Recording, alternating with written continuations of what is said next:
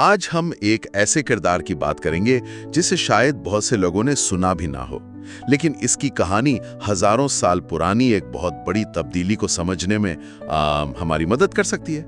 اور ہم بات کر رہے ہیں گلاشیا کی۔ جی، گلاشیا کے رومی شاعر اووڈ کی مشہور نظم میٹامورفوسس کا ایک کردار۔ اور یہ کردار بظاہر بہت معمولی لگتا ہے۔ فن کی تاریخ میں اسے اکثر صرف خوبصورتی کے ایک نمونے کے طور پر پیش کیا گیا ہے، لیکن ہمارے پاس آج ایک بہت دلچسپ تحقیقی مقالہ ہے، گلاشیا دیوی کی فطرت کی نمائندگی، اور یہ مقالہ ایک بہت بڑا دعویٰ کرتا ہے۔ جی، یہ کہتا ہے کہ اس ایک کردار میں نسائی طاقت کے عروج و زوال کی پوری تاریخ چھپی ہوئی ہے۔ یعنی ایک سمندری حور یا ایک مجسمہ ہمیں قدیم طاقتور دیویوں کی کہانی سنا سکتا ہے؟ یہ سمجھنے کے لیے ہمیں وہیں سے شروع کرنا ہوگا جہاں سے یہ مقالہ شروع کرتا ہے، یعنی قدیم مادر دیوی سے۔ یہ کون تھی؟ تو اس کی جڑیں انسانی تاریخ کے بالکل آغاز تک جاتی ہیں، قدیم سنگی دور تک۔ جب ہم اس دور کے فن کو دیکھتے ہیں، خاص طور پر وہ چھوٹے مجسمے، وینس فگرینز۔ جی، وینس فگرینز، ان میں سب سے مشہور وینس آف ویلینڈوف ہے۔ ہاں، میں نے وہ مجسمہ دیکھا ہے۔ اس میں چہرہ یا ہاتھ پاؤں کچھ خاص واضح نہیں ہے، لیکن جسمانی اعضاء، خاص طور پر چھاتیوں اور کولہوں کو بہت کہہ لیں کہ بڑھا چڑھا کر دکھایا گیا ہے۔ بالکل، اور اس کا مقصد زرخیزی، تخلیق اور پرورش کی طاقت کو نمایاں کرنا تھا۔ اس سے یہ پتہ چلتا ہے کہ ابتدائی انسانی معاشروں میں عورت کو زندگی کی خالق کے طور پر دیکھا جاتا تھا، وہ کائنات کا مرکز تھی۔ اچھا، لیکن مقالہ یہ بھی کہتا ہے کہ ان کی فطرت دوہری تھی۔ یہ صرف تخلیق اور پرورش کی دیویاں نہیں تھیں۔ نہیں، یہ تصور بہت وسیع تھا۔ وہ زندگی دینے والی بھی تھی اور اسے واپس لینے والی بھی، یعنی پیدائش اور موت دونوں کا چکر ان کے کنٹرول میں تھا۔ اس کی کوئی مثال؟ بہت سی مثالیں ہیں، جیسے سمیری تہذیب کی دیوی انانا کو لے لیں۔ انانا، جی، ان کا نام تو بہت مشہور ہے۔ انانا صرف زرخیزی کی دیوی نہیں تھی، وہ محبت، جنگ، انصاف اور سیاسی طاقت کی بھی دیوی تھی۔ 4000 سال پرانا اورک گلدان اس کی بہترین مثال ہے۔ اس میں کیا خاص ہے؟ اس گلدان پر بنی تصویروں میں ایک پوری معاشرتی درجہ بندی دکھائی گئی ہے، اور سب سے اوپر انانا کھڑی ہے جسے بادشاہ تحائف پیش کر رہا ہے، مطلب وہ حاکم اعلیٰ ہے۔ اور ایزٹیک دیوی کوٹلیکو، اس کا مجسمہ تو اور بھی زیادہ طاقتور ہے۔ بالکل، اس کے گلے میں انسانی دلوں اور کھوپڑیوں کی مالا ہے جو موت کی علامت ہے، لیکن وہ تمام دیوتاؤں اور انسانوں کی ماں بھی ہے۔ اسی طرح مصری دیوی آئسس کا نام ہی تخت کے معنی رکھتا تھا۔ فرعون کی طاقت اس کے بغیر جائز ہی نہیں تھی۔ یہ دیویاں تو ناقابل یقین حد تک طاقتور تھیں۔ یہ تو اقتدار، جنگ اور کائنات کے نظام کی علامت تھیں۔ تو پھر یہ سب بدلا کیسے؟ اتنا مرکزی کردار پس منظر میں کیسے چلا گیا؟ یہ ایک بدتدریج لیکن بہت واضح تبدیلی تھی جو پدر شاہی معاشروں کے قیام کے ساتھ شروع ہوئی۔ جیسے جیسے معاشروں کا مرکز زراعت سے ہٹ کر جنگ اور فتوحات پر منتقل ہوا، مردانہ صفات کو زیادہ اہمیت ملنے لگی۔ اور نئے دیوتا آ گئے؟ جی، شمال سے آنے والے جنگجو قبائل اپنے ساتھ زیوس اور مردوک جیسے جنگجو دیوتا لائے، جنہوں نے آہستہ آہستہ مادر دیوی کی جگہ لے لی۔ اور یہ صرف عقیدے کی تبدیلی نہیں تھی، اسے کہانیوں کے ذریعے باقاعدہ مسلط کیا گیا ہے۔ بالکل، اس کی سب سے واضح مثال بابل کی تخلیق کی کہانی ہے۔ اس میں نوجوان دیوتا مردوک مادر دیوی تیامات کو شکست دیتا ہے، اور تیامات خود کائنات کی نمائندگی کرتی ہے۔ جی ہاں، اور پھر مردوک اس کے جسم کے 2 ٹکڑے کر کے آسمان اور زمین بناتا ہے۔ یہ صرف ایک لڑائی نہیں تھی، یہ ایک نظریاتی جنگ تھی۔ ایک نیا عالمی نظام قائم ہو رہا تھا جہاں مردانہ طاقت نے نسائی تخلیقی قوت کو شکست دے دی تھی۔ یونانی دیومالا میں بھی یہی ہوا، جہاں گایا جیسی قدیم دیوی کو اس کے اپنے پوتوں زیوس اور اس کے بھائیوں نے پسپش ڈال دیا۔ صحیح۔ تو یہ پس منظر ہے، ایک پوری کائنات کا تصور بدل رہا ہے۔ اور اب اس پس منظر میں گلاشیا کی کہانی کو دیکھتے ہیں۔ اووڈ نے اس کی 2 بالکل مختلف کہانیاں سنائی ہیں۔ آئیے پہلی سے شروع کرتے ہیں، ایسس اور گلاشیا کی۔ یہ کہانی بظاہر ایک سادہ سی محبت کی داستان لگتی ہے۔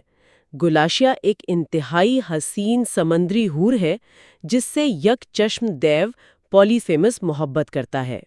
لیکن گلاشیا ایسس نامی ایک نوجوان سے محبت کرتی ہے اور پولیفیمس غصے میں آ کر ایسس کو ایک چٹان سے کچل دیتا ہے۔ یہیں پر وہ دوہرا پن نظر آتا ہے جس کا ذکر مقالے میں ہے۔ گلاشیا کی خوبصورتی اس کی سب سے بڑی طاقت ہے۔ لیکن یہی خوبصورتی اسے ایک شکاری کی نظر کا ہدف بھی بناتی ہے اور بالآخر اس کے محبوب کی موت کا سبب بنتی ہے۔ وہ برتر بھی ہے اور مجبور بھی۔ اور فن کی دنیا نے اس تضاد کو بہت شاندار طریقے سے پکڑا ہے۔ اگر آپ رافل کی پینٹنگ ٹرائمف آف گلاشیا دیکھیں، جی، وہ مشہور پینٹنگ، اس میں گلاشیا مکمل طور پر آزاد اور خود مختار نظر آتی ہے۔ وہ ایک سیپ کے رتھ پر سوار ہے اور آسمان کی طرف دیکھ رہی ہے جیسے اسے زمینی جھگڑوں سے کوئی سروکار ہی نہیں۔ اور سب سے دلچسپ بات یہ ہے کہ رافل نے اس تصویر میں دونوں مرد کرداروں یعنی پولیفیمس اور ایسس کو دکھایا ہی نہیں۔ جی، یہ صرف گلاشیا کی دنیا ہے جس کی وہ خود مالک ہے۔ وہ وینس دیوی کی طرح طاقتور لگ رہی ہے۔ واہ! لیکن کیا اس تصویر میں کوئی ایسی چھپی ہوئی تفصیل بھی ہے جو اس کی طاقت کو مزید واضح کرتے ہو؟ بالکل، اور یہ تصویر اکثر نظروں سے اوجھل ہو جاتی ہے۔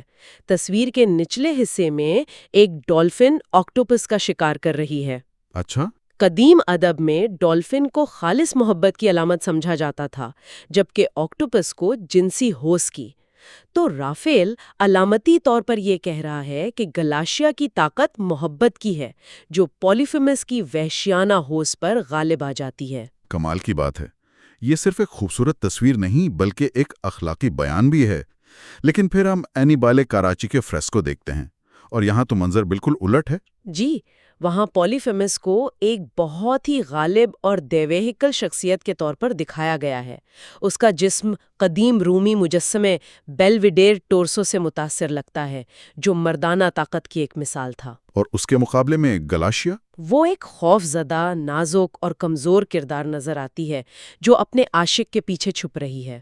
اور پھر گستاف مورو کی پینٹنگ ہے جو اس تصور کو ایک نئی سطح پر لے جاتی ہے۔ اس میں گلاشیا سو رہی ہے اور پہاڑوں کے پیچھے سے پولیفیمس کی صرف ایک بڑی آنکھ اسے گھور رہی ہے۔ یہ پینٹنگ مردانہ نظر یعنی میل گیز کے تصور کی بہترین مثال ہے۔ موروے دیکھنے والے کو پولیفیمس کی جگہ پر کھڑا کر دیا ہے۔ ہم گلاشیا کو اس کی آنکھوں سے چھپ کر دیکھ رہے ہیں۔ وہ بے وقت ایک دیوی بھی ہے اور ایک شکار بھی۔ بالکل۔ گلاشیا کی یہ کہانی تو پھر بھی ایک آزاد کردار کی ہے، لیکن اس کی دوسری کہانی تو اس سے بھی زیادہ پیچیدہ ہے، پگمیلین اور گلاشیا کی۔ یہ کہانی اور بھی گہری ہے۔ پگمیلین ایک مجسمہ ساز ہے جو اپنے ارد گرد کی عورتوں سے اتنا تنگ آ چکا ہے کہ وہ اپنے لیے ایک مثالی عورت کا مجسمہ بناتا ہے، ہاتھی دانت سے، اور پھر وہ اسے محبت کرنے لگتا ہے اور وینس دیوی سے دعا کرتا ہے کہ اسے اس مجسمے جیسی بیوی ملے۔ یہاں بھی وہی تضاد ہے۔ ایک طرف اسے ایک مرد نے اپنی خواہشات کے مطابق بنایا، وہ اس کی ملکیت ہے، ایک بے جان شے، جی۔ لیکن دوسری طرف اسے زندگی خود محبت کی دیوی وینس عطا کرتی ہے۔ وہ مردانہ تصور کی تخلیق ہے، لیکن اس میں جان ڈالنے والی الہی نسائی طاقت ہے۔ مقالے میں پروپوٹائڈس نامی عورتوں سے اس کا موازنہ بھی کیا گیا ہے۔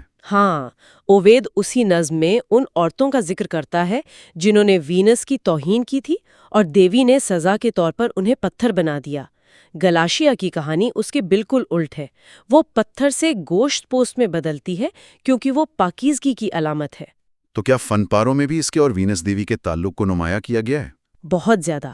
19ویں صدی کے مصور ایڈورڈ برن جونز نے اس کہانی پر پینٹنگز کی ایک پوری سیریز بنائی۔ ان میں گلاشیا کا مجسمہ بالکل وینس کے کلاسیکی مجسموں جیسا نظر آتا ہے۔ اور ایک پینٹنگ میں تو وینس خود آسمان سے اتر کر مجسمے میں زندگی پھونک رہی ہے۔ جی، دی گاڈ ہیڈ فائرز میں یہ تعلق بہت واضح ہے۔ لیکن کیا تمام فنکاروں نے اسے اسی طرح ایک مثالی مخلوق کے طور پر دکھایا ہے، یا یہاں بھی مختلف تشریحات ہیں؟ یہاں بھی بہت پیچیدہ تشریحات ہیں۔ مثال کے طور پر برونزینو کی پینٹنگ میں ایک حیران کن موڑ ہے۔ پگمیلین اپنے مجسمے کو عقیدت سے دیکھ رہا ہے، لیکن گلاشیا उसे नहीं देख रहे। वो उसे नहीं देख रही, वो बराह रास्त पेंटिंग देखने वाले की तरफ देख रही है। इसकी ये नज़र उसे एक बेजान शय से एक बाशऊर हस्ती में बदल देती है। और गोया की पेंटिंग तो बिल्कुल ही मुख्तलिफ है। इसमें तो वीनस का कोई किरदार ही नहीं है। गोया ने उस कहानी को एक जारहाना और तकरीबन जिनसी अमल के तौर पर दिखाया है। पिग्मेलियन एक हथौड़े और छीनी के साथ मुजस्समे पर झुका हुआ है और बराह रास्त उसके तौलीदी आज़ा पर ज़र्ब लगा रहा है। यानी तख्लीक का अमल एक तशद्दुद आमेज़ कब्ज़े जैसा लग रहा है। वाह, ये तो बिल्कुल ही मुख्तलिफ इंतहाएं हैं। और सबसे हैरानकुन बात जो इस मकाले में बताई गई है, ओविड ने अपनी नज़्म में इस मुजस्समे को कोई नाम ही नहीं दिया था। जी हाँ, ये नाम बहुत बाद में आया। ओविड के लिए वो सिर्फ हाथी दांत की कुंवारी थी। बाद के कुछ मसीही मुसन्निफीन ने इसे एफ्रोडाइट या वीनस कहना शुरू कर दिया, जो इसके इलाही ताल्लुक को मजबूत करता है। गैलाशिया का नाम तो 18वीं सदी में मकबूल हुआ। तो अगर हम इन सब धागों को जोड़ें, गैलाशिया की दो कहानियां, दोनों में वो बेवक्त बरतर भी है और महकूम भी, ये दरअसल उसी मादर देवी की कहानी है जिसका हमने शुरू में जिक्र किया था। बिल्कुल, जिस तरह कदीम मादर देवी को जंगजू देवताओं ने शिकस्त देकर महकूम बनाया, इसी तरह गैलाशिया पॉलीफीमिस के तशद्दुद और पिग्मेलियन के नजरियात के ताबे हैं। लेकिन वीनस से इसका ताल्लुक इसे कदीम जरखेजी की देवियों जैसे इनाना और अश्तर की तवील मिरास से जोड़ता है। वो उनकी ताकत की एक बाकियात है जो एक नई पितरशाही दुनिया में जिंदा रहने की कोशिश कर रही है। वो बेवक्त एक कदीम ताकत की वारिस भी है और एक नए निज़ाम में एक महकूम शख्सियत भी। इसकी खूबसूरती इसकी इलाही ताकत की याद दिलाती है, लेकिन यही खूबसूरती उसकी कमजोरी भी बन जाती है। गलाशिया की ये दोहरी फितरत दरअसल हजारों साल पर मुहीत निसाई ताकत के इर्तिका और जवाल की कहानी है। वो इस अजीम तब्दीली की एक छोटी सी लेकिन मुकम्मल तस्वीर है। ये एक बहुत गहरी तशरीह है। यहाँ तक तो हमने औरत को तख्लीक के तौर पर देखा, एक फन पारे के तौर पर, लेकिन क्या हो अगर खालिक खुद औरत हो? ये एक बेहतरीन सवाल है और ये मकाला हमें एक ऐसी ही मिसाल पर लाकर छोड़ता है। निशातो सानिया की एक बहुत ही बासलाहियत खातून मुसव्विरा थीं, सोफोनिस्बा ओंगेसोला। अच्छा। उनकी एक खुद नविश तस्वीर है जिसमें वो अपने उस्ताद बर्नार्डिनो कैंपी को पेंट कर रही हैं, जो बदले में उनकी तस्वीर बना रहे हैं। वाह, यानी एक औरत एक मर्द को पेंट कर रही है जो खुद उसी औरत को पेंट कर रहा है। ये तो पिग्मेलियन की कहानी को बिल्कुल उलट देता है। यहाँ औरत सिर्फ तख्लीक नहीं बल्कि खालिक भी है। बिल्कुल, वो बैक वक्त मौजू भी है और फनकार भी।